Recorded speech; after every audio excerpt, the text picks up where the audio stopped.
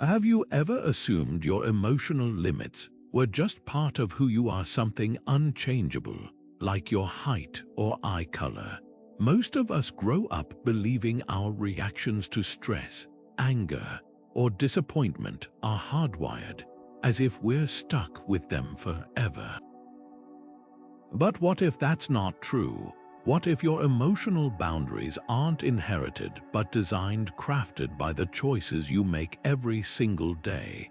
The ancient Stoics saw emotions not as fixed traits but as habits of mind, shaped by practice and perspective.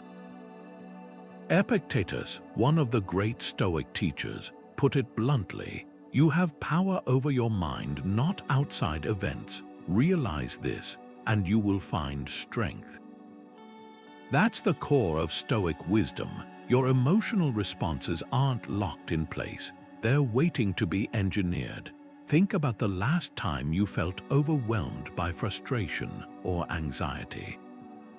It probably felt automatic, like a reflex you couldn't control. But here's the surprising truth: that reaction wasn't inevitable. It was the result of countless small decisions: how you interpret events, what you focus on, even the stories you tell yourself about what's happening. The Stoics called this the discipline of assent, the moment you choose whether to accept a thought as truth or challenge it. And that's where your power lies. You don't have to be at the mercy of your first impulse. You can train yourself to pause, question, and redirect your emotions like an architect refining a blueprint. This video is about uncovering that blueprint. We'll explore how Stoicism turns emotional mastery into a practical skill, something you can build through deliberate practice. It's not about suppressing feelings or pretending hardship doesn't exist. It's about recognizing that your limits are often self-imposed and that you have the tools to redesign them. From the way you frame setbacks to the habits you cultivate daily, every choice is a brick in the structure of your emotional resilience. By the end, you'll see why the Stoics believed no one is born patient or courageous. Those traits are earned one deliberate decision at a time. So if you've ever felt trapped by your own reactions, remember, the walls around you might just be ones you built yourself. And what you've built, you can rebuild. We often hear people say things like, "I inherited my temper from my father," or "I've always been anxious, it's just how I'm wired." But the Stoics would call that a dangerous myth. Marcus Aurelius, the philosopher-emperor, wrote in his private journal, "You have power over your perceptions, don't give that power away." That's the key. Emotions aren't passed down like eye color or height. They're shaped by something far more malleable: the way we interpret the world around us. Take two people stuck in the same traffic jam. One white knuckles the steering wheel, muttering about wasted time, while the other listens to an audiobook, unfazed. The event is identical, but the reactions couldn't be more different. Why? Because emotions don't come from the event itself. They come from the judgments we layer on top of it. The Stoics called this prohersis, our capacity to choose how we assign meaning to what happens. Modern neuroscience backs this up. Studies show that our brains don't react to raw reality, but to our constructed version of it. When you feel anger, it's not because the world forced that emotion on you. It's because your mind labeled a situation as unfair or threatening, and that label. It's not fixed. You can question it, reframe it, even discard it altogether. That's why Epictetus taught that people are disturbed not by things, but by the views they take of them. Here's the liberating truth: your emotional limits aren't a genetic inheritance. They're more like a language you've learned, and languages can be rewritten. Every time you pause before reacting, every time you ask, "Is this thought true or just familiar?" you're not just managing emotions, you're redesigning them. The Stoics didn't see this as philosophy. They saw it as practical engineering, the daily work of building a mind that doesn't collapse under pressure but bends, adapts, and grows stronger. The Stoics had a radical idea that still feels revolutionary today. Emotions aren't things that happen to us, they're things we construct. Seneca, in one of his letters, put it this way: "We suffer more in imagination than in reality." What he meant was that our emotional responses aren't dictated by events themselves, but by the way we process them. Imagine two people receiving the same criticism at work. One spirals into self-doubt while the other sees it as a chance to improve. The difference isn't in the criticism, it's in the mental framework each person brings to it. This is where Stoicism flips modern assumptions on their head. Today, we often hear emotions reduced to biology. "My anxiety is just my amygdala overreacting," or "I can't help my anger, it's how I was raised." But the Stoics would argue that's only half the story. Yes, biology and upbringing influence us, but they don't dictate our reactions. Seneca wrote extensively about how we feed our emotions with our attention. Every time you replay an insult in your mind or catastrophize about the future, you're not just feeling an emotion, you're designing it brick by brick. Take anger, for example. Modern culture often treats it as an uncontrollable outburst, something that just happens. But Seneca's essay on anger dissects it as a choice, a series of judgments that escalate.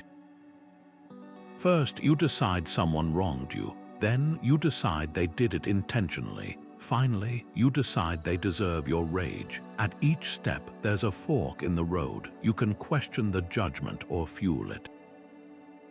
The Stoics called this prosoph, mindful attention to the space between stimulus and response.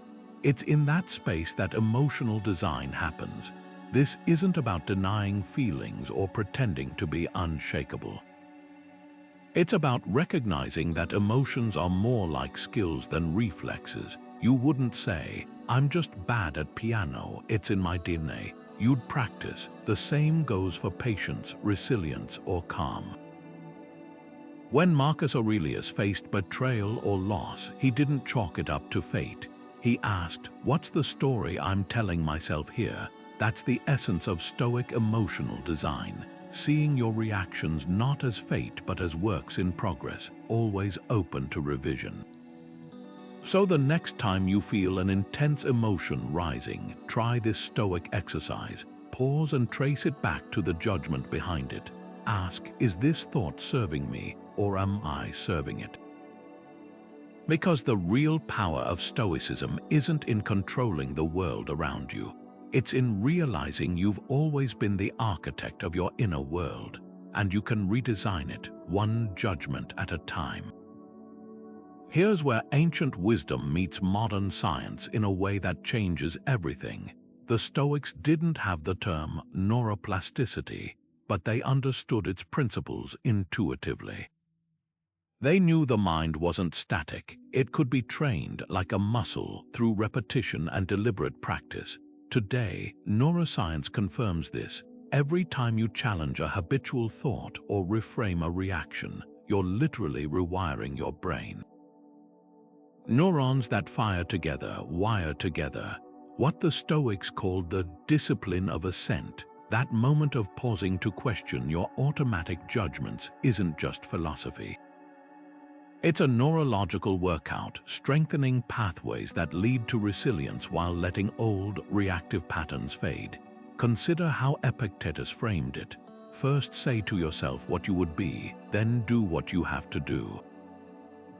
That's neuroplasticity in action. Want to become more patient? Start by acting patient in small moments, letting someone cut in line, taking a breath when your computer freezes.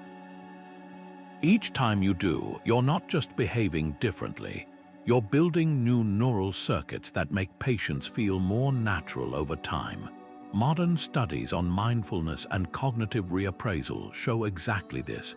Consistent mental training can shrink the amygdala's fear response and thicken the prefrontal cortex, the brain's center for rational decision-making. In other words, Stoic exercises don't just change your mindset, they change your brain's architecture. Here's a simple practice to put this into action tonight. Before bed, take 5 minutes to reflect on 3 moments from your day. One where you reacted well, one where you wish you'd responded differently, and one upcoming challenge where you can apply a Stoic lens.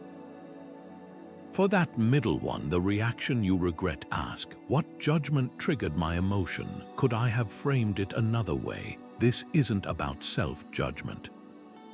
It's about spotting the design flaws in your emotional responses so you can revise them tomorrow. Marcus Aurelius did this daily in his journals, and modern research shows that this kind of reflection accelerates neuroplastic change. You're not just thinking about growth, you're physically constructing it, synapse by synapse. The beauty of this approach, it turns philosophy into something tangible. You're not just reading about Stoicism, you're sculpting your nervous system with it. Every time you pause before reacting, every time you question a default judgment, you're not just practicing wisdom. You're becoming the architect of your own brain, one deliberate choice at a time. The Stoics had a counterintuitive secret for building emotional resilience. They actively sought out discomfort. Not because they enjoyed suffering, but because they understood something profound: comfort is the enemy of growth. Take Cato the Younger, the Roman statesman who became a Stoic legend. While others bundled up in thick wool during winter, he deliberately wore thin, threadbare robes. Why? To train himself to endure hardship voluntarily, so when life forced hardship upon him, he'd already mastered it. This wasn't about toughness for its own sake. It was about reclaiming agency over his emotional limits. You might think this sounds extreme, but the principle is timeless. Modern research in psychology supports this. Voluntary discomfort like cold exposure or intermittent fasting strengthens the brain's ability to handle stress. When you choose to step into a cold shower, you're not just shocking your body, you're teaching your mind that discomfort is temporary and manageable. The Stoics called this askesis, a Greek word meaning disciplined practice. It's the same reason Navy SEAL train in freezing water or sleep deprivation. They're not just building physical endurance, they're expanding their emotional thresholds, proving to themselves that they can endure far more than their instincts suggest. Here's the key distinction: Stoic discomfort isn't self-punishment. It's a deliberate rehearsal for life's inevitable challenges. Imagine 2 people who lose their jobs. One has spent years avoiding discomfort, chasing only ease and convenience. The other has practiced embracing small hardships, waking up early, skipping desserts, taking the stairs instead of the elevator. Who do you think will adapt faster to the sudden change? The Stoics knew that resilience isn't something you discover in a crisis. It's something you cultivate in advance, like a farmer preparing soil before planting. This isn't about suffering needlessly. It's about recognizing that comfort zones shrink when we never leave them. Every time you voluntarily face a minor struggle, whether it's holding your tongue in an argument or walking in the rain without complaining, you're redrawing the boundaries of what you can handle. Seneca put it best: difficulties strengthen the mind as labor does the body. The next time you're tempted to avoid something uncomfortable, ask yourself, is this an opportunity to expand my limits? Because the irony is this: the more you willingly embrace small discomforts, the fewer unplanned ones will ever control you. There's a powerful Stoic tool that transforms how we experience emotions, and it starts with a simple shift in perspective, learning to separate what happens from the story we attach to it. Marcus Aurelius captured this perfectly when he wrote, "Take away your opinion about an event, and you take away the harm. Think about that for a moment." The event itself doesn't create your suffering. It's the meaning you assign to it. This is cognitive distancing, a technique that turns emotional turbulence into something you can observe, question, and ultimately redesign. Here's how it works in practice. Imagine you're stuck in a long line at the grocery store. Your first instinct might be frustration. This is wasting my time. Why is everything so slow? That reaction feels automatic, but the Stoics would say you've actually made two unconscious choices. You've labeled the situation as bad, and you've assumed it's happening to you. Cognitive distancing asks you to pause and dissect that. Step 1. Identify the bare facts. The line is moving slowly. That's all. No judgment, no narrative. Step 2. Notice the opinion you've layered on top. This is unfair. I shouldn't have to wait. Now here's the pivot. Ask yourself, is this opinion helping or hurting me? Could I choose a different one? Maybe the delay gives you a chance to breathe, or to people watch, or to reflect on something you'd otherwise rush past. The event hasn't changed, but your emotional experience of it has. This technique isn't about denying reality. It's about recognizing that most of our pain comes from the invisible commentary we add to events. Epictetus used a vivid metaphor. It's not the thing itself that troubles you, but your judgment about the thing. When someone insults you, the sting isn't in their words, it's in your belief that their words matter. Cognitive distancing lets you hold that belief at arm's length and ask, is this true? Is this useful? You might find that the insult says more about them than you, or that dwelling on it only amplifies the harm. Try this exercise the next time you feel a strong emotion rising. First, name the triggering event as plainly as possible. My coworker criticized my idea in the meeting. Next, pinpoint the judgment fueling your reaction. They don't respect me. My work isn't good enough. Now, imagine stripping that judgment away. What's left? Just a fact. Someone expressed disagreement. Suddenly, the emotional charge diminishes. You're left with a neutral event and the freedom to choose how to engage with it.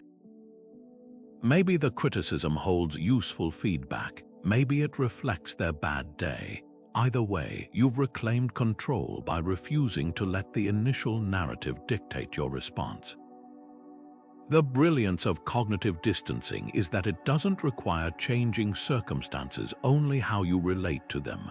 Seneca practiced this daily, writing, "We are more often frightened than hurt, and we suffer more from imagination than reality." When you master this pause between event and interpretation, you'll find that many of your emotional limits were never really limits at all. They were just unchallenged habits of mind waiting to be redesigned.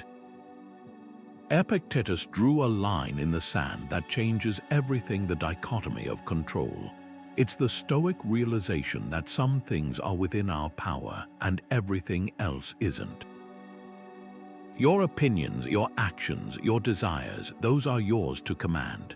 The weather, traffic, other people's choices, not so much. The frustration we feel in life almost always comes from blurring that line, from exhausting ourselves trying to govern what was never ours to govern. Picture this: you're late for an important meeting, stuck in bumper-to-bumper traffic. Your hands grip the wheel, your pulse races, as if your anger could magically clear the road ahead. But here's the truth: the traffic doesn't care. Your tension won't move the cars. The only thing you're controlling in that moment is how much you suffer. This is where Stoicism flips the script on stress. Acceptance isn't about resignation. It's about recognizing reality so you can redirect your energy wisely. That traffic jam, you didn't choose it, but you can choose whether to spend it fuming or to use it as unexpected downtime. Maybe to listen to a podcast, plan your next project, or simply observe the world outside your window. The event is neutral, your reaction is the variable. Marcus Aurelius practiced this daily, reminding himself, you have power over your mind, not outside events. Realize this and you will find strength. Modern psychology echoes this ancient insight. Studies on locus of control show that people who focus on what they can influence, rather than obsessing over external circumstances, experience less stress and higher resilience. Think of it like swimming. Fighting against a current exhausts you, while working with it conserves energy. The traffic jam, the cancelled flight, the rude comment, these are currents. You can't stop them, but you can choose not to let them drown you. Here's the practical shift. Next time you catch yourself stressing over something outside your control, pause and ask, is this mine to fix or influence? If the answer is no, note it literally. The Stoics called this the discipline of assent, acknowledging reality without resistance. Try it with small irritations first. Your coffee order is wrong. The elevator stops on every floor. Instead of feeding frustration, say to yourself, this is how it is. Now, how do I want to respond? Over time, this habit rewires your brain to invest energy where it actually matters. The dichotomy of control isn't just a philosophy, it's a liberation. When you stop trying to control the uncontrollable, you free up immense mental space for what you can shape: your attention, your efforts, your character. Epictetus put it bluntly, make the best use of what is in your power and take the rest as it happens. The traffic will flow when it flows, your peace of mind. That's yours to design. Seneca had a peculiar morning ritual, one that might sound unsettling at first glance. Before starting his day, he would close his eyes and vividly imagine everything that could go wrong: his business failing, his health declining, even the loss of loved ones. This wasn't pessimism. It was premeditatio malorum, the premeditation of evils, a Stoic exercise designed to do something extraordinary: inoculate the mind against life's inevitable shocks. By mentally rehearsing adversity beforehand, Seneca discovered he could face actual hardships with remarkable composure. The unexpected no longer rattled him because he'd already walked through the worst-case scenarios in his mind. Modern psychology calls this stress inoculation, and it works for the same reason vaccines do. Small, controlled exposures build immunity. Think of how firefighters train. They don't wait for a real blaze to learn how to stay calm in smoke-filled rooms. They drill in simulated environments until their responses become second nature. That's premeditatio malorum in action. When you visualize your computer crashing before an important presentation, or your flight being delayed with a tight connection, you're not inviting disaster. You're giving your future self a gift, the chance to respond rather than react when pressure hits. Here's the twist: this practice isn't about dwelling on fear. It's about dissolving fear's power through familiarity. The Stoics knew that uncertainty amplifies suffering. We suffer most when caught off guard. But when you've already lived through a scenario mentally, even briefly, two things happen. First, you realize you'd survive it. Second, you spot opportunities hidden within the challenge. Marcus Aurelius used this technique daily, writing, "Begin each day by telling yourself, today I shall meet interference, ingratitude, insolence." By naming these possibilities upfront, he stripped them of their ability to surprise and control him. Try this tonight. Pick one common annoyance: your phone dying mid-commute, a colleague taking credit for your idea, and spend 60 seconds imagining it unfolding. But here's the crucial part: visualize not just the event but your calm, resourceful response. Where would you charge your phone? How might you diplomatically reclaim credit? This shifts the exercise from passive worrying to active problem solving. Seneca described it as seeing ahead what could happen, so when it does, it loses its power to disturb. The brilliance of premeditatio malorum lies in its simplicity. You don't need special tools or hours of meditation. Just a few moments of honest mental rehearsal can transform how you experience setbacks. Because when you've already weathered the storm in your mind, the real rain feels lighter. As Seneca put it, the man who has anticipated the coming of troubles takes away their power when they arrive. Your emotional limits stretch not by avoiding difficulty, but by proving to yourself, again and again, that you're designed to handle it. Amor fati, the love of fate, is where Stoic philosophy takes its most radical turn. It's not just about accepting what happens, it's about embracing it, even celebrating it, as if every event were handpicked for your growth.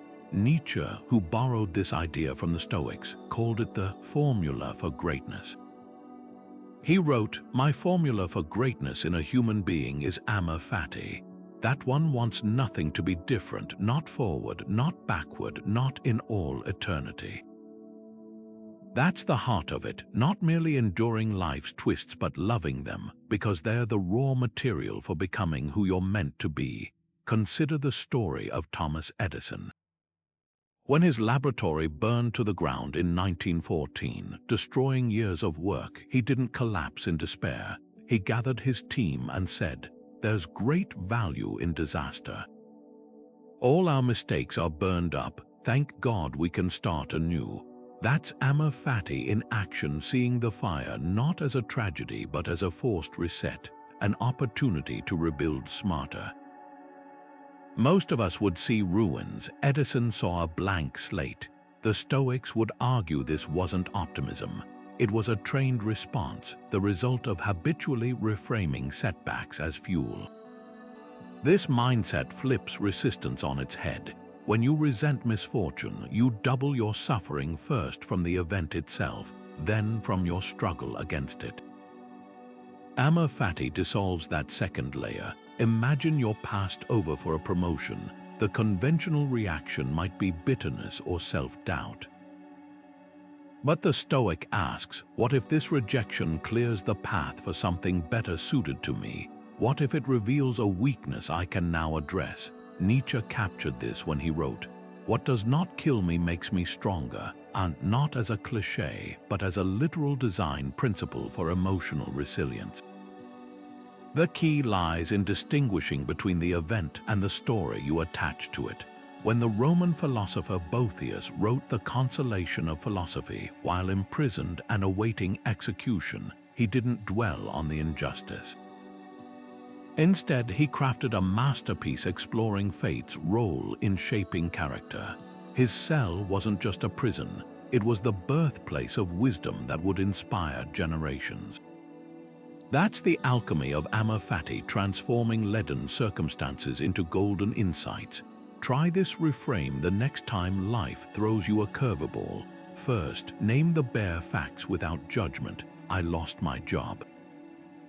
My relationship ended, the project failed. Then ask, how could this be the exact challenge I need right now? Maybe the job loss pushes you toward a bolder career move. Maybe the heartbreak teaches you to value independence. Amor fati doesn't deny pain. It insists that even pain has purpose. The Stoics didn't see fate as something to conquer, but as a collaborator. Epictetus, born a slave, could have cursed his circumstances. Instead, he credited them for his philosophy, saying, "Difficulties show men what they are." That's the ultimate freedom, realizing your emotional limits aren't drawn by fate's hand, but by how you choose to hold its pencil. When you stop fighting reality and start working with it, you'll find that every setback was secretly a setup all along. Marcus Aurelius never intended for his personal writings to become one of history's most revered books. His meditations were simply private notes, a nightly ritual where the emperor dissected his own thoughts like an engineer examining blueprints. That's the untold power of Stoic journaling. It turns the page into a workshop where you dismantle and rebuild your emotional patterns. Think of it as reverse engineering your mind. Every evening, Marcus would interrogate his reactions. Was I too reactive today? Where did I assign blame unfairly? What judgments colored my emotions? This wasn't self-criticism, it was conscious recalibration. Modern psychology reveals why this practice works so profoundly. The act of writing engages the prefrontal cortex, slowing down emotional impulses and creating space for reflection. When you journal like a Stoic, you're not just recording events, you're exposing the hidden scaffolding of your reactions. Here's how to start. First, recount a single interaction that triggered a strong emotion today.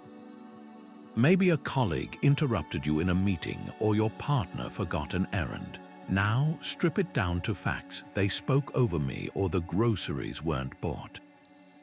Next, and this is where the magic happens, identify the silent script you layered onto those facts. Did you assume the interruption meant disrespect? Did the forgotten errand feel like neglect? Those assumptions are the raw materials for emotional redesign. Try this prompt tonight. What emotion surprised me today, and what story was beneath it? When Marcus wrote, "The opinion you hold about yourself is up to you," he was pointing to this exact mechanism. Your frustration at being cut off in traffic isn't about the other driver. It's about your belief that the world should operate differently. Journaling surfaces these unconscious contracts we make with reality. Another powerful exercise, rewrite a troubling event from a neutral observer's perspective. How would a stranger describe what happened? You'll often find the sting comes from your narration, not the incident itself. The Stoics also practiced prosoch, mindful attention to habitual thoughts. Keep a running list of recurring emotional triggers for 1 week. Do you bristle at lateness, feel slighted by casual tones in emails? These aren't personality traits, they're mental shortcuts you've accidentally cemented. Journaling shines light on them, making what's automatic intentional again. Epictetus advised, write down how you want to show up tomorrow, not as vague affirmations but as specific mental postures. When X happens, I'll pause before reacting. If Y occurs, I'll question my first interpretation. This bridges reflection and action. What makes Stoic journaling different from regular diary entries? It's forensic. You're not venting emotions, you're dissecting their origins. Seneca's letters reveal this method after describing an emotional event. He'd trace it back to its root belief, then test that belief's validity. Is it true my worth depends on this person's approval? Is this setback truly catastrophic or just inconvenient? Your journal becomes a courtroom where irrational thoughts get cross-examined. Close each entry like Marcus did with one deliberate redirection. Tomorrow, I'll notice when I'm adding unnecessary suffering to events. I'll catch myself before conflating facts with fears. Over time, this isn't just writing, it's rewiring. There's a paradoxical exercise the Stoics practiced that might initially sound unsettling, yet it holds the key to profound emotional freedom. Negative visualization, or premeditatio malorum, isn't about dwelling on doom. It's about temporarily removing the veil of permanence we drape over the people and things we love so we can see them and ourselves with clearer eyes. Seneca captured this perfectly when he wrote, "Hold everything as if it were borrowed, not to inspire fear, but to awaken appreciation for what exists right now." Imagine standing in your kitchen tomorrow morning, reaching for your favorite coffee mug only to find the shelf empty.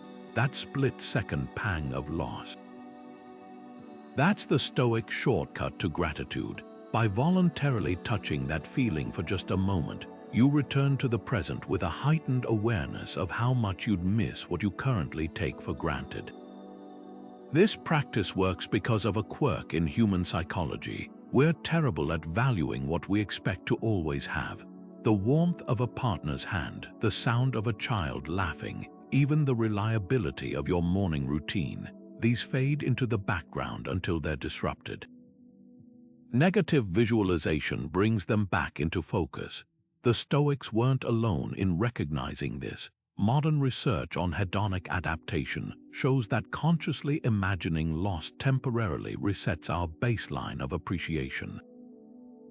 It's like hitting a refresh button on joy.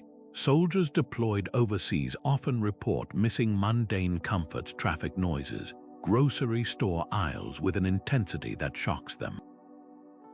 Negative visualization lets you access that clarity without the trauma of actual loss. Here's how to try it today. Set aside 5 minutes in a quiet space. Close your eyes and picture one ordinary blessing in your life, your health, your home, a relationship. Now imagine it's gone, not as a vague notion but with visceral detail. If you chose your sight, picture waking to darkness, the absence of colors you'll never see again. If it's a loved one, hear the silence where their voice used to be. Sit with that hollowed-out feeling for just 30 seconds, then open your eyes. Notice how the world seems sharper, how your breath comes easier, how the light catches differently on surfaces. That's the alchemy of this practice. By touching absence, you magnify presence. Seneca took this further by applying it to his identity. He'd imagine losing not just external comforts but his status, reputation, even his philosophy. Practice poverty, he advised, so that you may never truly become poor. This isn't pessimism, it's emotional inoculation. When you've mentally rehearsed losing everything, you realize most fears are about illusions. The actual experience of losing a job or ending a relationship is painful, yes, but the anticipatory dread is often worse. Negative visualization trains you to distinguish between the two. The final step is where most miss the mark. This exercise isn't complete until you actively appreciate what you've just reclaimed. After imagining the loss of your hearing, really listen to the hum of your refrigerator or the distant chirp of birds. Following the visualization of a loved one's absence, send them a message expressing what they mean to you. The Stoics called this epistrophe, the return. It's not enough to theoretically acknowledge your blessings. You must ritualize their celebration. Marcus Aurelius did this upon waking, listing aloud things he'd miss if gone, from his mentor's wisdom to the simplicity of fresh bread. What makes this practice so transformative is its dual effect. It simultaneously softens fear and deepens gratitude. The anxiety you feel about potential failure loses its edge when you've already walked through it mentally. The joy you take in small moments expands because you've tasted their absence. Epictetus summed it up: "He who has seen the present has seen all things." Negative visualization isn't about preparing for the worst, it's about waking up to the best of what's already here. History offers us a masterclass in emotional resilience through the lives of the Stoics themselves, men and women who didn't just preach philosophy, but lived it in the face of unimaginable pressure. Take Seneca, Rome's celebrated thinker, who received news of his exile with chilling composure. Emperor Claudius banished him to Corsica, a barren island far from the intellectual pulse of Rome. Most of us would unravel at such a blow, losing status, home, and purpose overnight. Yet Seneca's response was to write letters deepening his philosophy, later collected as consolation to Helvia, addressed to his own mother. In it, he reframed exile not as punishment but as liberation. "Wherever I go, I carry my own mind with me." While modern minds panic over delayed flights or Wi-Fi outages, Seneca turned banishment into a laboratory for self-mastery. Then there's Zeno, the founder of Stoicism, who lost everything in a shipwreck: his fortune, his cargo, even his identity as a merchant. Stranded in Athens with nothing, he wandered into a bookstore, discovered philosophy, and rebuilt his life not as a victim but as a thinker. His greatest loss became the birthplace of an entire school of thought. Compare that to how we often react when life cancels our plans. A missed promotion, a failed project, a rejected proposal. We treat these as existential threats rather than potential pivot points. The Stoics show us another way. Every crisis is a curriculum if we're willing to enroll. But here's what's most striking: these figures weren't mythical saints. They were flesh and blood humans who chose again and again to meet chaos with clarity. When Emperor Nero ordered Seneca to take his own life, the philosopher didn't rage or beg. He gathered his friends, discussed virtue until the last moment, and faced death as he'd faced exile, with intentionality. Modern psychology confirms this is possible for anyone. Studies on post-traumatic growth reveal that adversity doesn't have to break us. It can reveal untapped capacities for adaptation. The difference lies in whether we see ourselves as protagonists or casualties of our stories. You might think, but I'm not a philosopher-statesman exiled to an island. True, yet your challenges, the job loss, the health scare, the strained relationship are no less formative. The Stoics would argue that your reactions to these moments aren't predetermined. They're curated. That's why Marcus Aurelius kept a journal during military campaigns, why Epictetus taught students while limping from a slave's broken leg, why Portia Cato endured political turmoil without compromising her principles. They were architects of their emotional responses, brick by brick. This is where Stoicism becomes intensely practical. You don't need a Roman crisis to start building resilience. Begin by selecting your own Stoic mentors, real or historical figures whose responses to adversity inspire you. Maybe it's Nelson Mandela finding purpose in prison, or a grandparent who weathered hardships with quiet dignity. Keep their examples close. When faced with your own Corsica moment, a layoff, a betrayal, a disappointment, ask, how would my mentor frame this? Not to mimic them blindly, but to borrow their lens until your own vision clears. The real lesson of these Stoic role models isn't that they never felt fear or pain. It's that they refused to let those feelings dictate their actions. Seneca trembled at Nero's cruelty, yet he wrote essays on tranquility. Marcus Aurelius battled depression while ruling an empire, yet his meditations radiate resolve. Their power lay in the gap between stimulus and response, the space where choice lives. Your emotional limits aren't inherited, they're designed. And if history's greatest Stoics could redesign theirs in dungeons and exile, what might you redesign in the quiet of your own mind? Words are the hidden architects of our emotional limits, silent scripts that shape how we experience the world. Consider the difference between waking up thinking, I have to go to work today, versus, I get to go to work today. The event is identical, but the emotional weight shifts entirely. Epictetus saw this centuries ago when he wrote, "It's not what happens to you, but how you react to it that matters." The key lies in recognizing that language isn't just describing reality, it's designing your emotional response to it. Take something as simple as waiting in line at the post office. If you mutter, "This is such a waste of time," your body tenses, your breath shortens, you've turned a neutral event into a personal grievance. But reframe it as, "This is a chance to pause and collect my thoughts," and suddenly, the same minutes feel spacious rather than stolen. This isn't positive thinking, it's linguistic precision. The Stoics called it orthos logos, right speech, the practice of aligning your words with the truth of your agency.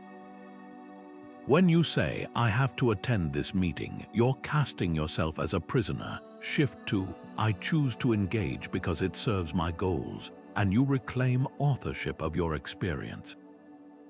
Modern psychology confirms this. Studies on cognitive reframing show that subtle language changes can reduce stress hormones and increase problem-solving creativity. Imagine two students facing the same exam. One thinks, "This test is a threat, triggering fight or flight responses." The other thinks, "This is a challenge to showcase what I've learned," activating focus and resilience. The event hasn't changed, only the narrative wrapped around it. Here's your Stoic challenge today. Pick one recurring complaint and rewrite it as an opportunity. Stuck in traffic, that's protected time to listen to an audiobook. Annoyed by a co-worker's interruption, a chance to practice patience or clarify your ideas. Epictetus offered a radical twist. When someone insults you, it's like handing you a gift. You don't have to accept it. The insult only stings if your language accepts it as truth.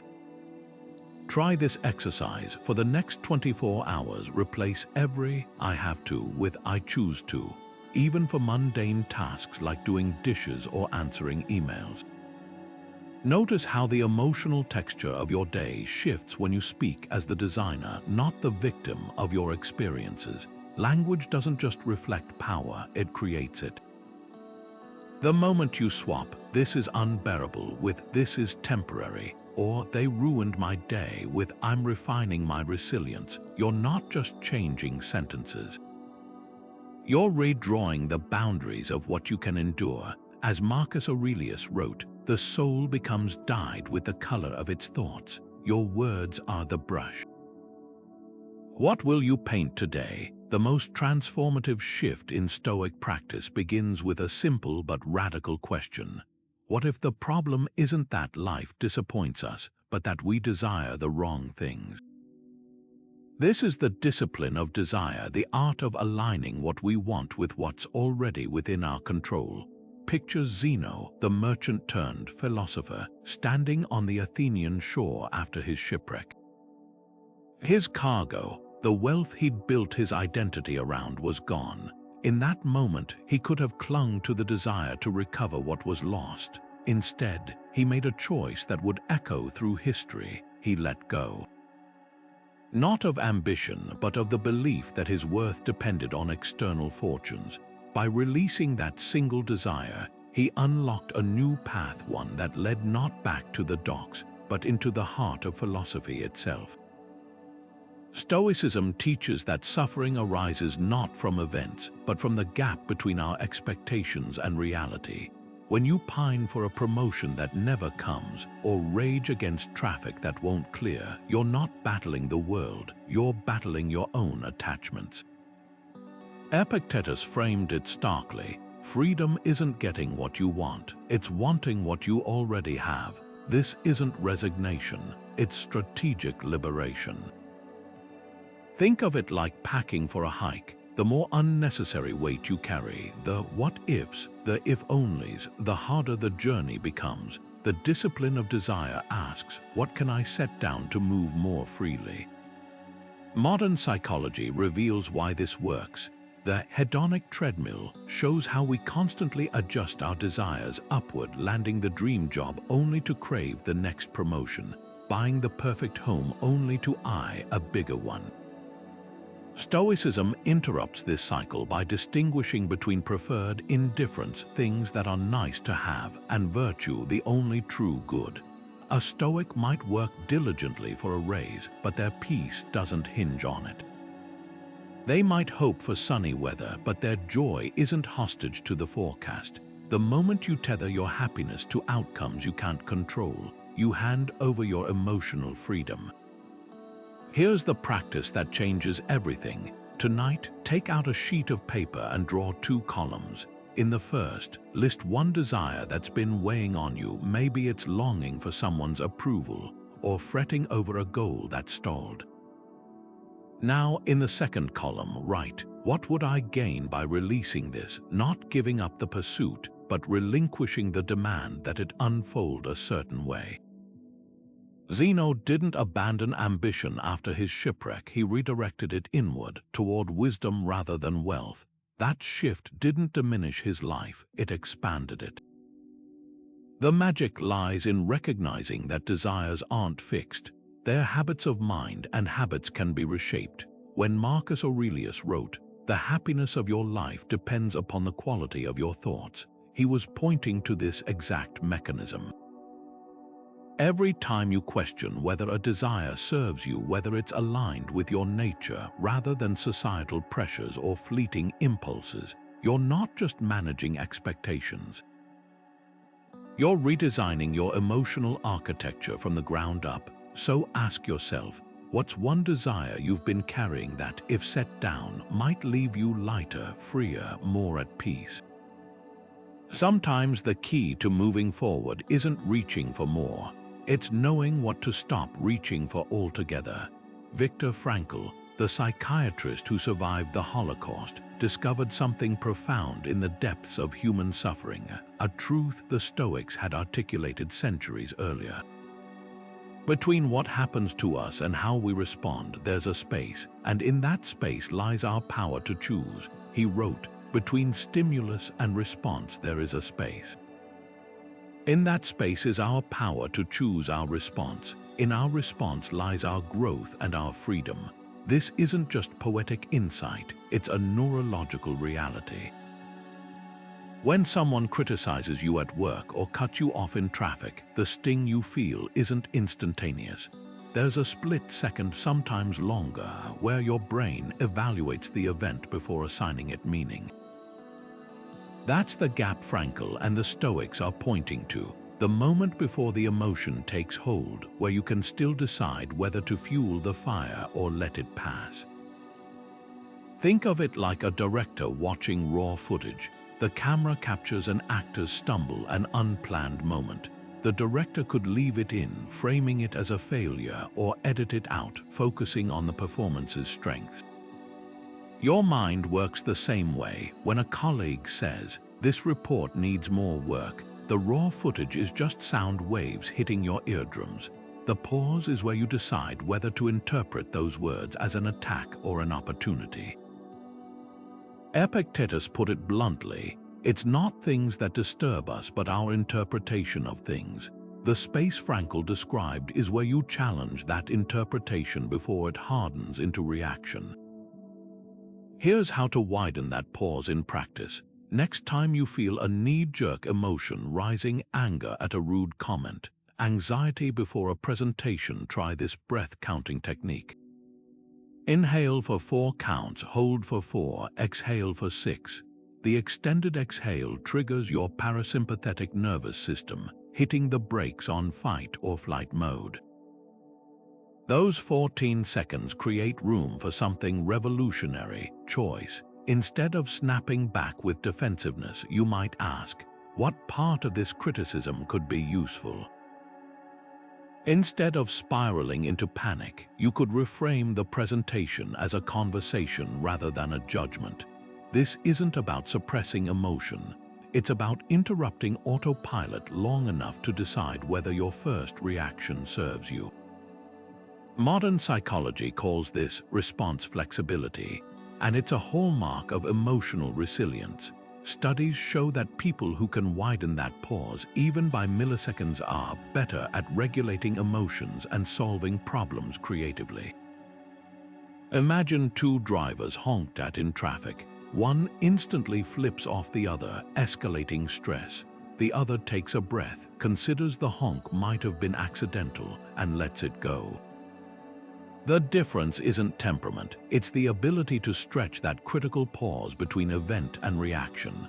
The Stoics practiced this through prosoch, mindful attention to the present moment. Marcus Aurelius would pause mid-argument to ask himself, "Why am I feeling this? Is my reaction proportional?" Seneca advised nightly reviews to spot where reactions could have been wiser. These weren't abstract exercises. They were drills for the mind, like a boxer training to dodge punches. Every time you resist the urge to retaliate, every time you question whether frustration is justified, you're not just managing emotions. You're reclaiming authorship of your inner narrative. Frankl's insight, forged in conditions far harsher than most of us will ever face, reveals the Stoic secret in its rawest form. Suffering is inevitable, but victimhood is optional. The space between stimulus and response might seem small, but it's where empires of character are built, and the more you practice inhabiting it, the wider it grows, until one day, you realize the reactions that once controlled you now wait for your permission to proceed.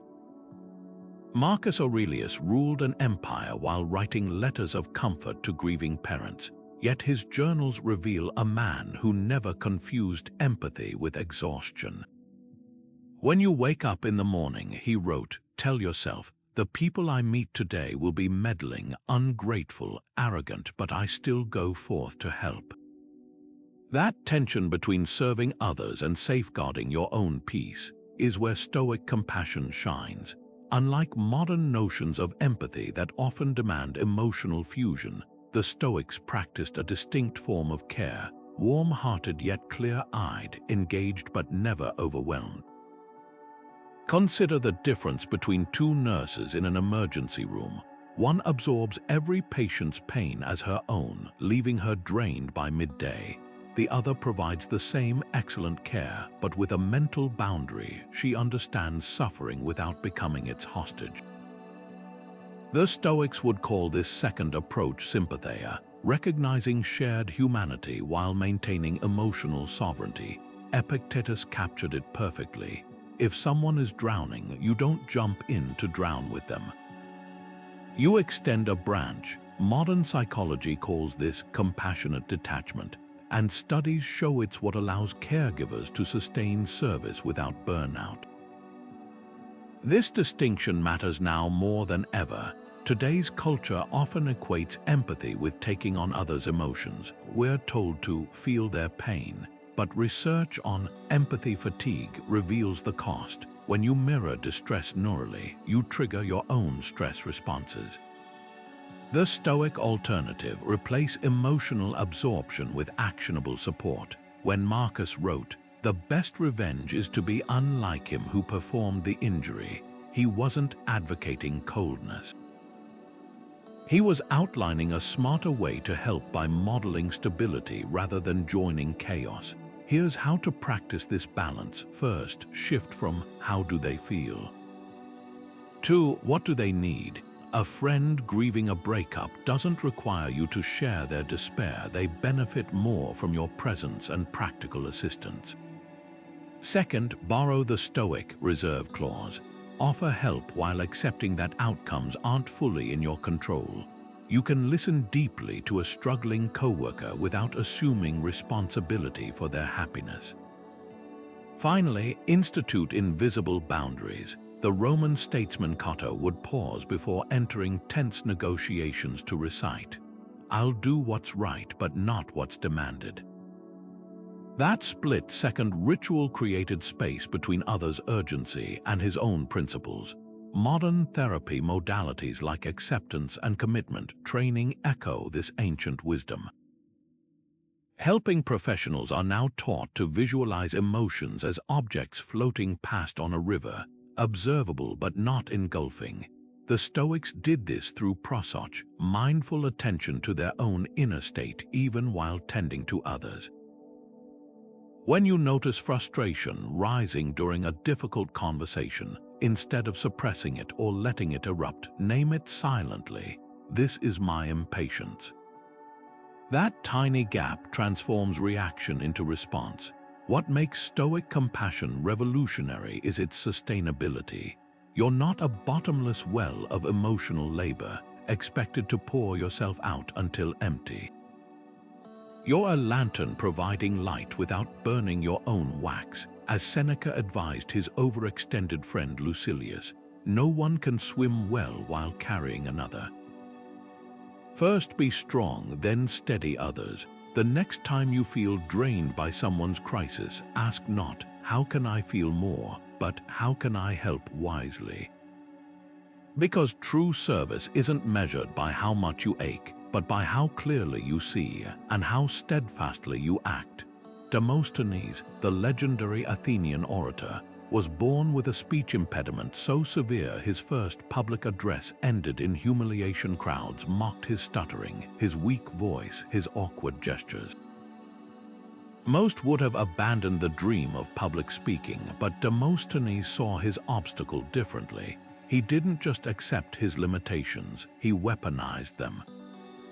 To strengthen his voice, he practiced speeches with pebbles in his mouth. To conquer stage fright, he rehearsed on stormy beaches, forcing himself to outshout the waves. He even built an underground study, shaving half his hair to prevent vanity from luring him away from practice. What others saw as insurmountable flaws, he treated as raw materials for mastery. The Stoics would call this antifragility, the art of not merely enduring hardship but using it to grow stronger. This mindset flips conventional wisdom on its head. We're conditioned to see obstacles as stop signs, but the Stoics saw them as signposts pointing toward growth. Epictetus, born a slave with a crippled leg, didn't lament his body. He called his disability a little wicker basket, a tool that led him to philosophy. Marcus Aurelius ruled Rome during plagues and wars, yet his journals reveal a man who viewed each crisis as a chance to refine his character. The impediment to action advances action.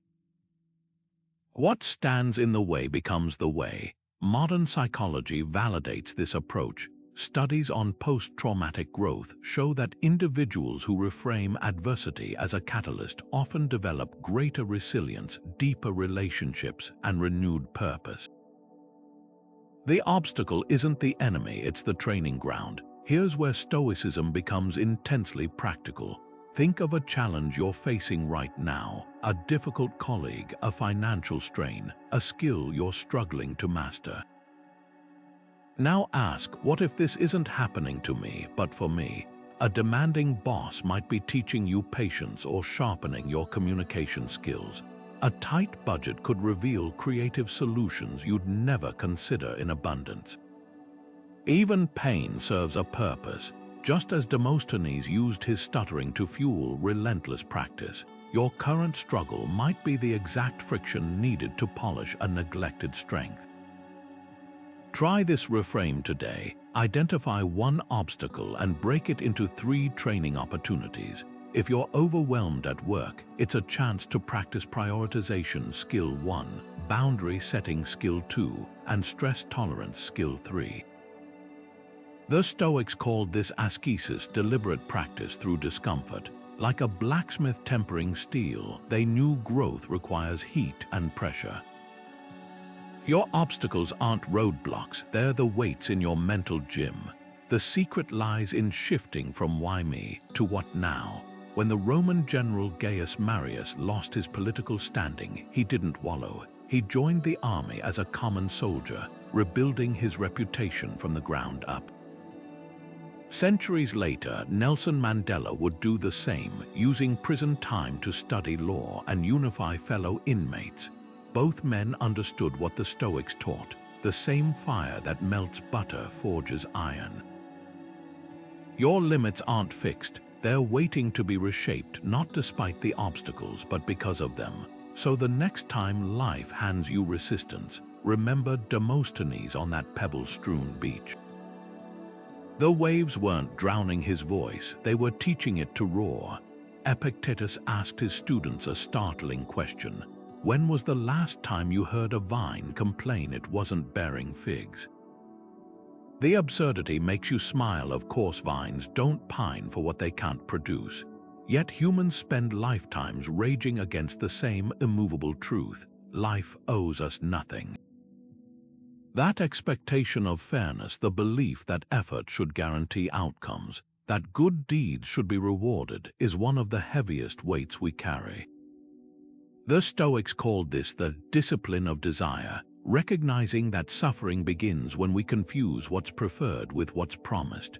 Picture an archer drawing their bow. They can control their stance, their aim, the strength of their pull, but once the arrow leaves the string, the wind may gust, a bird might cross its path. The target could even move. Epictetus used this metaphor to reveal a liberating truth. Excellence lies in the shot, not the strike. Modern careers turn this insight upside down. We obsess over promotions that depend on others' whims, market crashes that erase hard work, office politics that overshadow merit.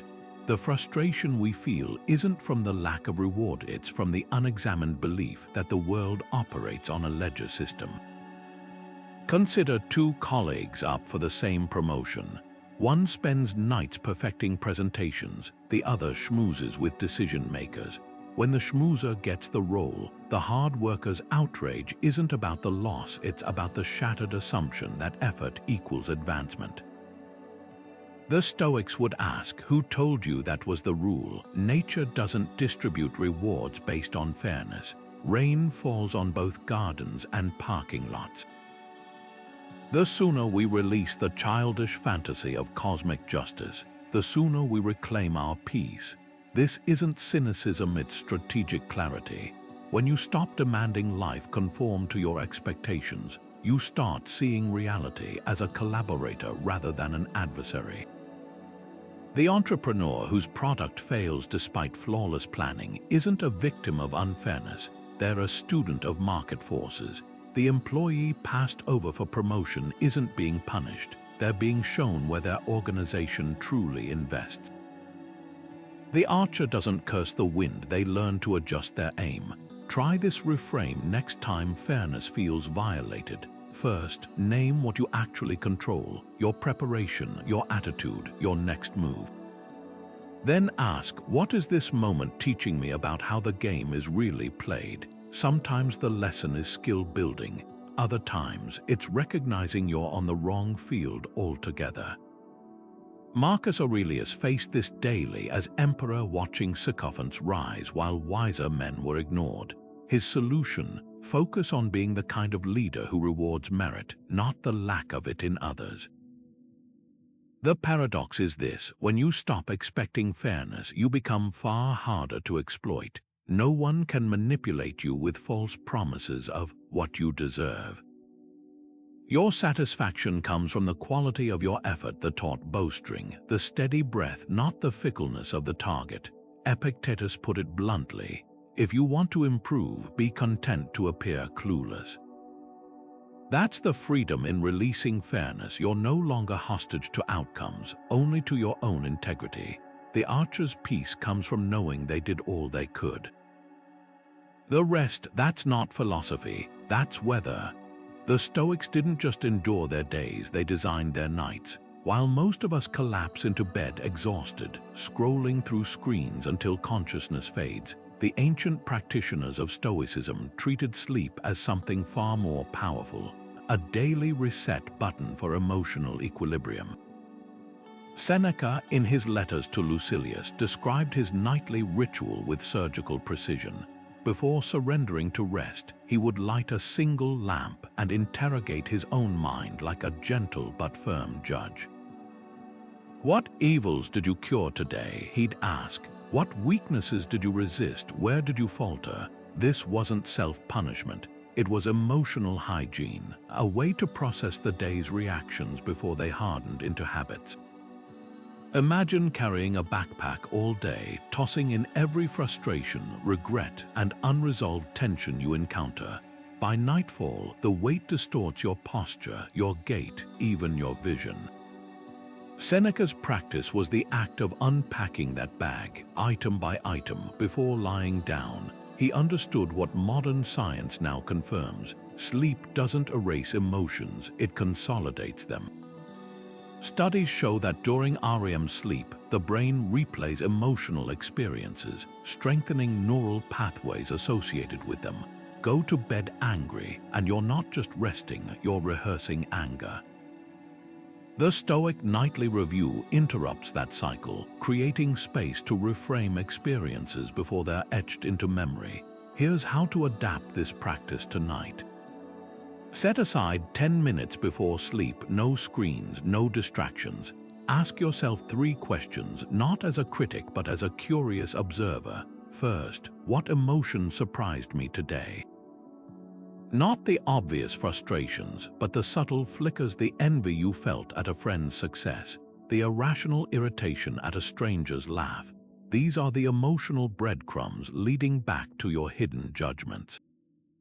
Second, where did I confuse what I control with what I don't? Maybe you wasted energy resenting a delayed flight or someone else's mood. This question shines a light on the illusions that drain your peace. Finally, what's one reaction I'd like to redesign tomorrow? Not a vague wish I'll be calmer, but a specific trigger and response.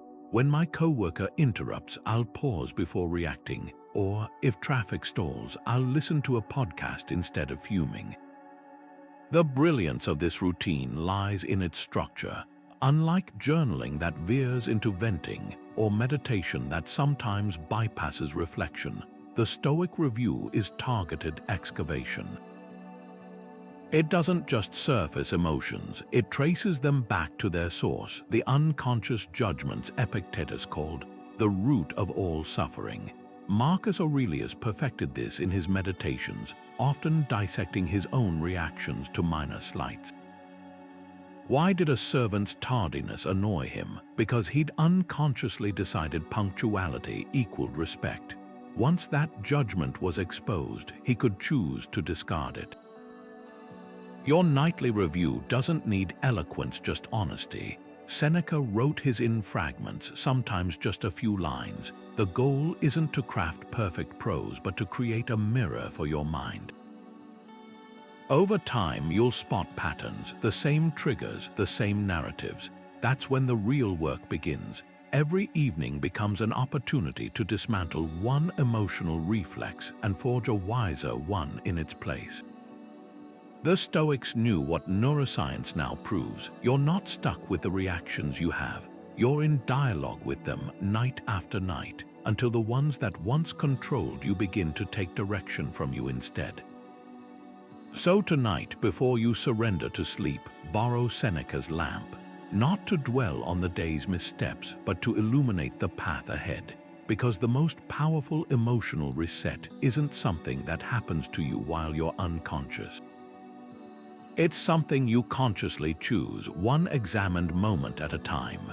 Musonius Rufus, the Stoic teacher who trained Epictetus, called speech the steering oar of the soul, a tiny tool with the power to redirect massive emotional currents. Think about the last time you snapped at someone in traffic or vented frustration into your phone. The words didn't just express anger, they amplified it, like pouring gasoline on a spark. The Stoics saw silence not as empty space, but as a workshop where raw reactions could be reshaped before they escaped as words. In a world that equates constant communication with connection, their practice of strategic silence feels radical. While we reflexively fill every pause with chatter, notifications, or internal commentary, they cultivated stillness as the birthplace of emotional mastery. Consider how modern neuroscience validates this ancient insight. Studies on affective language show that putting feelings into words, even silently, activates the brain's emotional centers, while deliberate silence dampens them. When you resist vocalizing irritation, you're not suppressing emotion, you're denying it the reinforcement of verbal fuel. Marcus Aurelius modeled this daily, writing, "Ask yourself at every moment, is this necessary?" Before speaking, his journals reveal a man who treated words like precious currency, spending them only when they served a purpose greater than his own momentary relief. Here's the experiment Musonius would propose. Designate one silent hour today, not a vow of complete muteness, but a conscious pause before every utterance. In that space between thought and speech, notice what arises: the urge to complain about trivial discomforts, the itch to correct insignificant errors, the impulse to fill awkward pauses with noise. Each of these is a tiny emotional leak, draining your resilience drop by drop. The Stoics called this prosauch mindful attention to the gateways of impulse. When you silence unnecessary speech, you start hearing something far more valuable, the quiet murmur of your own judgments before they harden into reactions. Practical silence goes beyond not speaking. It's about creating gaps where emotions can be examined rather than enacted. Picture two versions of yourself receiving criticism. One immediately defends, listing reasons the critic is wrong. The other stays quiet, not passively, but actively listening, separating useful feedback from emotional static.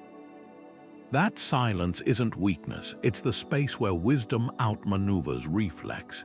Epictetus, who began life as a slave, learned this young. Nature gave us one tongue but two ears, he observed, so we might hear twice as much as we speak. Try this refinement of the silent hour. Carry a small notebook, and whenever you feel compelled to speak unnecessarily, to gossip, to vent, to interrupt, jot down the underlying emotion instead. You'll uncover patterns. Perhaps most of your words spring from insecurity, or a need to control, or fear of stillness. Seneca described this as holding counsel with oneself, a practice richer than any conversation. The Roman statesman Cato took it further, cultivating entire days of silence to strengthen his emotional discipline. His contemporaries mistook it for aloofness, but those who knew him saw the truth. His restraint made his rare words land like thunder. The deepest gift of Stoic silence isn't self-control, it's self-revelation. In the absence of constant narration, you begin to hear the subconscious scripts driving your emotions. That voice insisting, "This is unfair," or "I can't handle this," loses power when you stop lending it your tongue. As Musonius taught, just as a ship's oar guides its course, your speech steers your emotional currents. Every unnecessary word is a slight turn toward chaos. Every measured silence corrects the course. So today, let your stillness speak louder than your words. You might discover that what you've been calling emotions were often just echoes of unchallenged chatter. Seneca, the Stoic philosopher who tutored Nero and faced exile, had an unexpected tool in his emotional toolkit: humor. While most picture Stoics as stern figures indifferent to pleasure, Seneca wrote extensively about laughter's power to disarm life's sharpest edges. It is more fitting for a man to laugh at life than to lament over it, he advised, not as a call to frivolity, but as a strategic recalibration of perspective. Picture a Roman senator cutting through tension in the courtroom with a well-timed jest, or a slave finding absurdity in his chains. These weren't acts of denial but of defiance, a refusal to let hardship dictate emotional terms.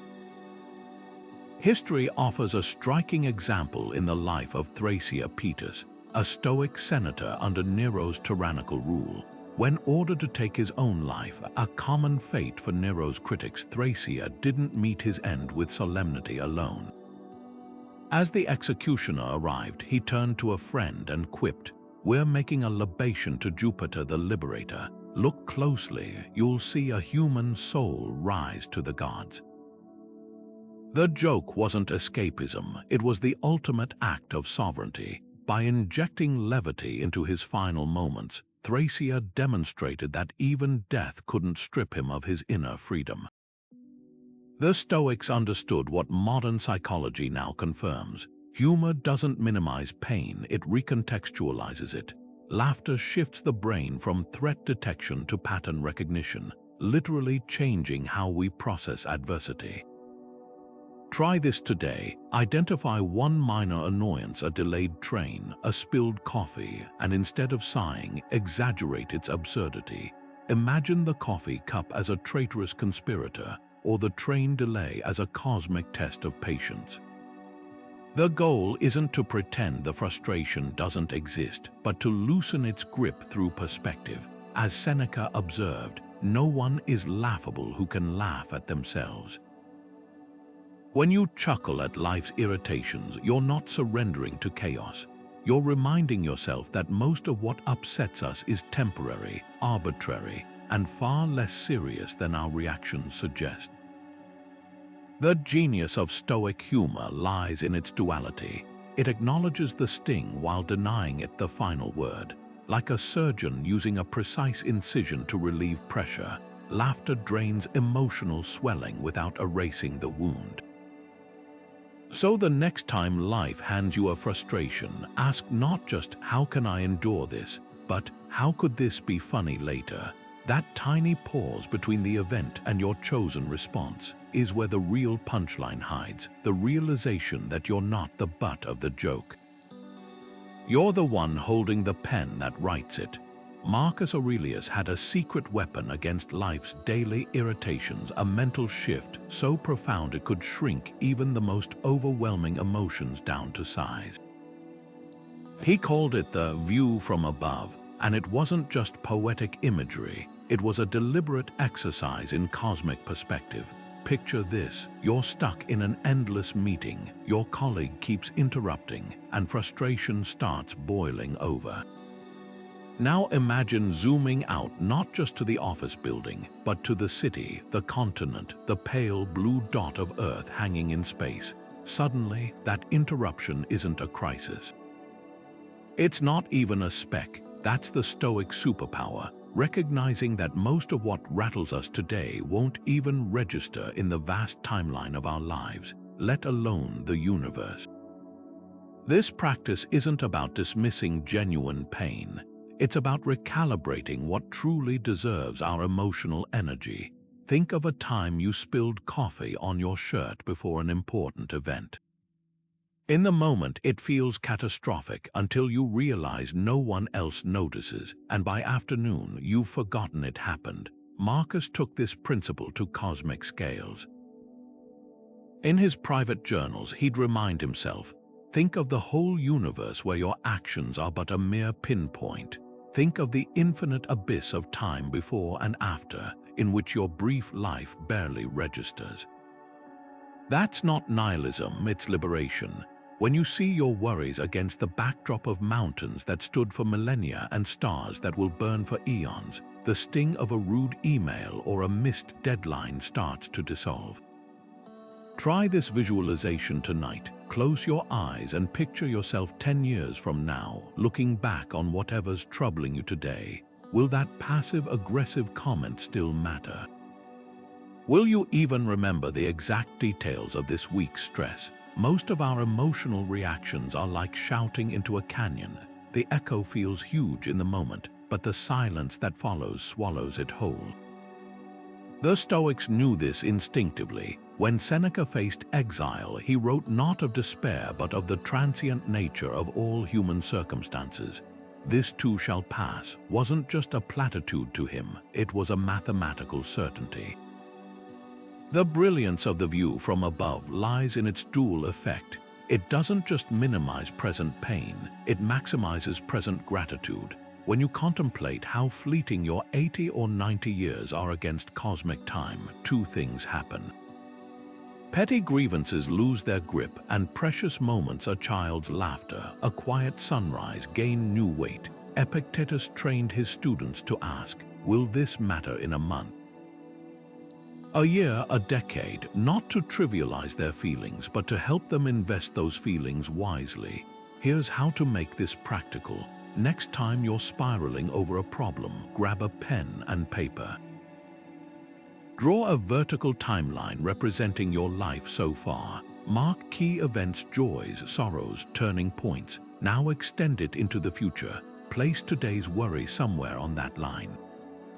Notice how small it looks amidst everything else you've survived and everything still to come. The Roman statesman Cato used to walk through graveyards before major decisions, reminding himself that soon enough he'd be bones like the rest, and whatever he was agonizing over wouldn't even be a footnote. This perspective shift isn't about becoming indifferent, it's about becoming selective. Your emotional energy is finite. Why spend it on what won't last? Marcus Aurelius, ruler of an empire, still took time each morning to visualize the great river of being carrying all things, his power, his problems, even his existence, toward oblivion. Yet he didn't respond with apathy. He governed with fierce dedication, knowing his actions mattered precisely because time was short. That's the paradox of the long view. It doesn't make life smaller. It makes your choices larger, so the next time emotion threatens to overwhelm you, borrow the Stoic telescope, zoom out, breathe deep, and remember, you're not dropping your problems by seeing them as small. You're rising until you're big enough to handle them. The Stoics built their philosophy in the open air of community, not the isolation of a hermit's cave. Zeno, after losing his fortune at sea, didn't retreat into solitary reflection. He founded a school under the painted colonnades of Athens' Stoa Poikile, where students gathered not to vent their struggles, but to sharpen their resilience together. This was the paradox of Stoic fellowship. They believed true strength grew in the friction of shared inquiry, yet never at the cost of personal accountability. Imagine a group of modern friends meeting not to complain about their bosses or relationships, but to ask, how can we reframe these challenges as opportunities? What judgments are we making that amplify our pain? That's the essence of what Zeno created, a space where support meant handing each other mental tools, not carrying one another's emotional burdens. Modern psychology now confirms what the Stoics intuited. Studies on accountability partners show people are 80% more likely to achieve goals when they share progress with someone invested in their growth. But here's the Stoic twist. Their groups weren't about mutual commiseration. Epictetus warned his students against gatherings that devolved into groaning and lamentation, comparing them to hospitals where everyone competes to prove they're the sickest. Instead, he urged them to emulate blacksmiths forging iron, each strike making the other's blade sharper. When a student complained of loneliness, Epictetus didn't offer sympathy. He asked, "Have you forgotten that wisdom is found in the company of your own principles?" This balance between seeking fellowship and resisting dependency is where Stoic community shines. Consider the difference between two workout partners. One constantly excuses the other's skipped sessions with "life's been tough lately." The other says, "I'll meet you at the gym at 6 a.m. anyway." Both care deeply, but the second cultivates the kind of strength the Stoics revered. That's why Marcus Aurelius, despite ruling an empire, credited his philosophical progress to nightly discussions with his teacher Rusticus. Their dialogues weren't therapy sessions, they were sparring matches where ideas were tested like swords against an anvil. Want to bring this into your life? Start a Stoic accountability triad, a group of 3 committed to weekly check-ins using 3 questions. First, what hardship did I reframe this week? Not just what happened, but how you consciously reinterpreted it. Second, where did I confuse what I control with what I don't? This exposes hidden emotional traps. Finally, what's one reaction I'll practice redirecting? Be specific. When my sibling criticizes me, I'll pause and ask if there's truth in it before responding. The magic number 3 ensures diversity of perspective without losing focus. History offers a powerful model in the Stoic opposition to Nero's tyranny. Senators like Thrasea and Helvidius didn't plot in isolation. They met in small circles to reinforce their principles, knowing the emperor could execute them at any moment. Their courage wasn't born of lone heroism, but of collective commitment to virtue. Yet when the axe fell, each stood alone, proof that Stoic community isn't a crutch, but a training ground for solitary strength. The 21st century aches for this balance. We swing between hyperconnection, doom-scrolling through others' curated lives, and paralyzing isolation. The Stoics remind us there's a third way, companions who don't drown with us in shallow waters, but point toward the deeper currents where real growth happens. As Seneca wrote to his friend Lucilius, a single soul can be enough for 2 if it's the right soul. Not because it carries half your load, but because it helps you see you were strong enough to lift it all along. Seneca never faced the relentless ping of a smartphone, but his warnings about distraction cut deeper today than ever. In letters to his friend Lucilius, he railed against the way people scatter their attention across too many pursuits, comparing them to bees flitting between flowers without ever gathering honey. If he saw us now, jumping from emails to social media to news alerts, he'd recognize the same fractured focus, just amplified by digital fire hoses. The core Stoic insight remains timeless. distraction isn't just a time thief, it's an emotional saboteur. Every unnecessary notification that pulls your gaze is a tiny fracture in your ability to choose where to direct your mind, and by extension, your peace. Consider how modern tech exploits what the Stoics called premeditatio, those initial, involuntary flashes of emotion before reason intervenes. A dopamine triggering like an anxiety-inducing headline, a FOMO-fueled update, each hijacks your attention before you've consented. Seneca described this as being tossed like a ship in a storm, but today's storms are engineered by algorithms. The average person checks their phone 58 times a day, often reacting to cues they didn't consciously choose to engage with. That's 58 micro-decisions stolen from your sovereignty. The Stoic remedy: reclaim the space between stimulus and response. Start with a notification fast, not as deprivation, but as deliberate design.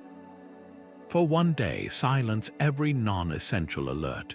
No social media badges, no news buzzes, no promotional pings. Keep only what serves survival or sacred connection.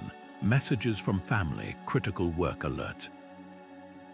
The goal isn't to reject technology, but to expose how much of your emotional bandwidth is spent on autopilot reactions. Like Seneca's daily evening review, this creates space to ask, did I choose this distraction, or did it choose me? Modern research validates this. A University of California study found that limiting notification interruptions reduced stress hormones by 28% while boosting focus. The deeper work lies in restructuring your digital environment like a Stoic architect. Marcus Aurelius designed his mornings to begin with intentional reflection, not external inputs. Try his approach. For the first 30 minutes after waking, forbid any screens. Let your mind set its own agenda before the world's demands invade. Then, apply Epictetus's filter. Before opening any app, ask, is this essential to my purpose or just a habit? Social media isn't inherently toxic. It's the unconscious scrolling that erodes emotional resilience. One executive I coached replaced morning news checks with a single, intentional read of a curated newsletter. Within weeks, she reported feeling less reactive to global crises I can't control and more present for local issues I can influence. Digital minimalism often focuses on saving time, but Stoicism reveals a higher stake, safeguarding your capacity for deep emotional engagement. When Seneca advised retiring into yourself, he meant creating mental space to process life's events rather than just accumulating them. Today, that might mean turning your phone grayscale to reduce visual seduction or scheduling Seneca hours where devices live in another room. One tech CEO I interviewed keeps a distraction ledger, jotting down every unnecessary digital interaction and its emotional toll. After 2 weeks, patterns emerged. YouTube spirals left him irritable. News binges triggered existential dread. Awareness alone dissolved half the habits. The ultimate test comes when discomfort arises. Notice the itch to reach for your phone in line at the bank or during a lull in conversation. That's not boredom, it's withdrawal from the constant emotional micro-dosing modern tech provides. The Stoics would call this moment sacred, an opportunity to practice ataraxia, the undisturbed mind. Sit with the discomfort, observe how quickly it passes when not fed.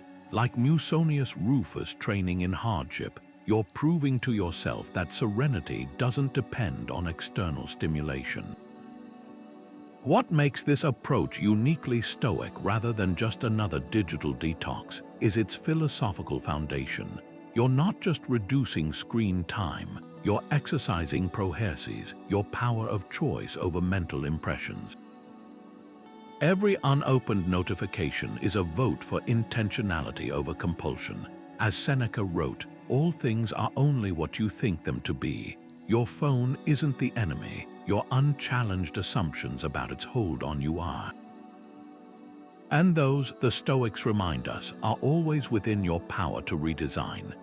Gratitude in Stoicism isn't about waiting for life to give you reasons to celebrate. It's about uncovering the celebrations hidden in plain sight. Marcus Aurelius began each day with a ritual that might seem surprising for an emperor. He listed aloud the ordinary blessings most overlook: fresh water, a warm cloak, the patience of his teachers. This wasn't naive positivity, it was emotional engineering. By consciously anchoring his mind to what was present rather than absent, he built an inner joy untethered from external conditions. Modern science now confirms what Marcus practiced. Gratitude isn't just a feeling, it's a neural scaffold. Brain scans reveal that regular gratitude practice strengthens the prefrontal cortex, dampens the amygdala's fear response, and even boosts serotonin production, physically reshaping your brain to default to resilience rather than resentment. Consider two people stuck in the same rainstorm. One curses their soaked clothes, the other notices how the water greens the parched grass. The rain hasn't changed, only the focus has.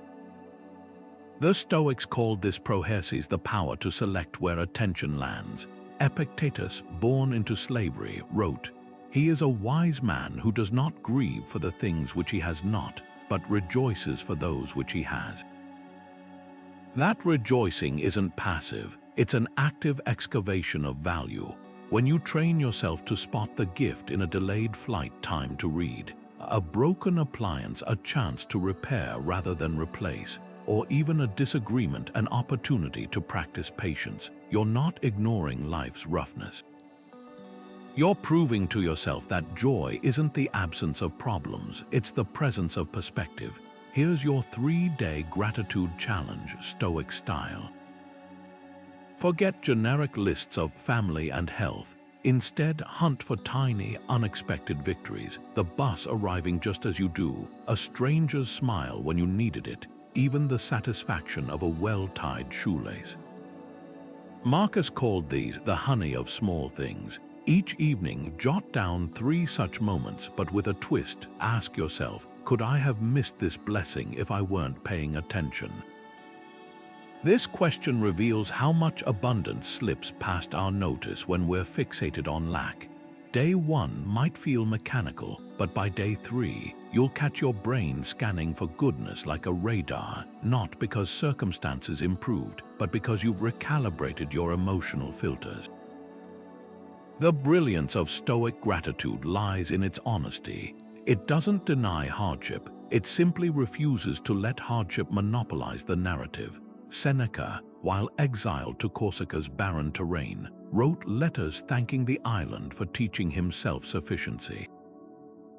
Nelson Mandela, during his prison years, trained himself to appreciate the precision of God's footsteps, a rhythmic reminder of discipline. These weren't delusions, they were acts of defiance against despair's gravitational pull. Your gratitude log works the same way. When you record that your coffee tasted especially rich or that a child's laughter drifted through your window, you're not pretending life is perfect. You're asserting that perfection isn't required for joy. By the end of this experiment, you'll notice something profound. Gratitude isn't something you find, it's something you practice until it becomes your native tongue. The Stoics knew what modern psychology confirms. We don't become grateful because we're happy. We become happy because we've trained ourselves to see the world through grateful eyes. So tonight, as you lay your head down, borrow Marcus' ritual. Whisper thanks not for grand triumphs, but for the quiet, uncelebrated gifts that scaffold your days. The true measure of emotional architecture isn't how high your peaks are, but how solid your foundation remains when the winds howl.